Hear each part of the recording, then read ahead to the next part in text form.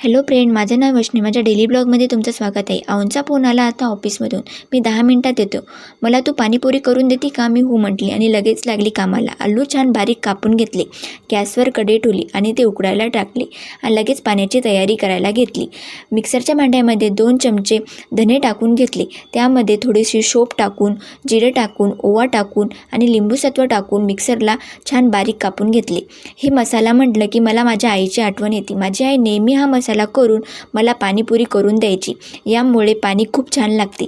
आणि लगेच हिरवी मिरची अधिक कोथिंबीर टाकून ते मिक्सरला बारीक कापून घेतले आणि ते पेस्ट एका कढईमध्ये काढून घेऊन त्यामध्ये आवडीप्रमाणे पाणी टाकून घेतले आणि तो मसाला तयार केलेला टाकला.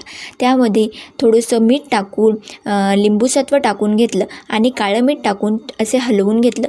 तुम्ही बघू शकता या पाण्याचा कलर खूप छान झालेला आहे. यामध्ये मी कोणताही कलर नाही टाकला. तोपर्यंत आपले आलू उकडले होते. त्यामध्ये बारीक कांदा कापून टाकला आणि तयार केलेला मसाला टाकून थोडंसं काळं मीठ टाकून घेतलं. याने या आलूमुळे आपली पाणीपुरी खूप छान लागते आणि टेस्टही लागते.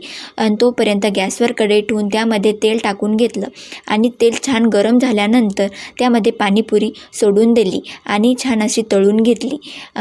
तुम्ही बघू शकता ही पाणीपुरी किती फुलली आहे आणि लगेच प्लेटमध्ये काढून घेतली आणि खायला तयार झाली. तुम्हाला ही पाणीपुरी कशी वाटली नक्की कमेंट करून सांगा.